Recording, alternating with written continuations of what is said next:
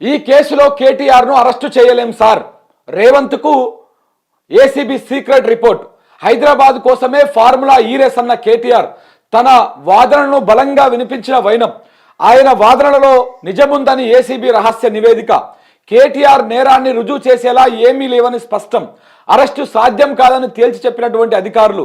Intelligence రిపోర్ట్లో కూడా ఇవే అంశాలు. అరెస్టు అంత మంచిది కాదని స్పష్టం చేసినటువంటి ఆఫీసర్లు. దీంతో అరెస్టు ఆలోచనను ప్రస్తుతానికి విరమించుకున్నటువంటి ప్రభుత్వం. ఫార్ములా ఈ రేస్ కేసులో BRS working president KTR arrest పైన ఉత్కంఠకు తెరలేపింది. ఏసీబీ అరెస్టు చేస్తుందంటూ మీడియా చేసిన ప్రచారం ఉట్టి తుఫేల్ అని తేలిపోయింది. రేవంత్ సర్కార్ ఆలోచనలకు ఏసీబీ అధికారులు ఇచ్చిన క్లారిటీతో అరెస్టు అంత ఈజీ కాదని అర్థమైంది. ఈ కేసులో అరెస్టు చేసేంత బలమైన అంశాలు లేవని అవినీతి నిరోధక శాఖ చెప్పిందని సమాచారం. అంతేకాదు ఇంటెలిజెన్స్ కూడా క్లియర్ కట్ గా నో అని చెప్పడంతో రేవంత్ సర్కారు వెనకడుగు వేసిందని రాజకీయ వర్గాల్లో చర్చ నడుస్తూ ఉంది.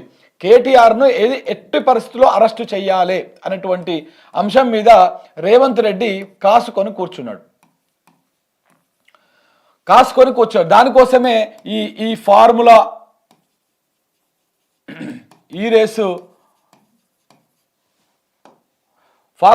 కేసుని తీసుకొచ్చారు. దాన్ని తీసుకొచ్చి మొన్న 9 తారీఖు నాడు 9th రోజు ఏసీబీ విచారణకు హాజరయ్యారు. అయితే ఈ రోజే 9 రోజే అరెస్టు చేయాలి.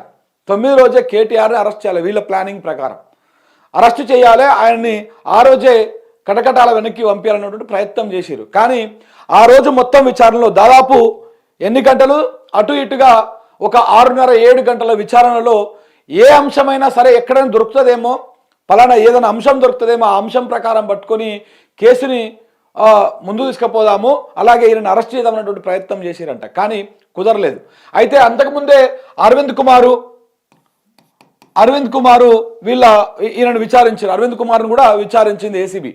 అరవింద్ కుమార్ స్టేట్మెంట్ ఆధారంగా కేటీఆర్ని చిక్కులో పెడదాము, కేటీఆర్ని ఇరుకున పెడదాం అన్నటువంటి ప్రయత్నం చేసిరు. కానీ అది సాధ్యం కాలేదు.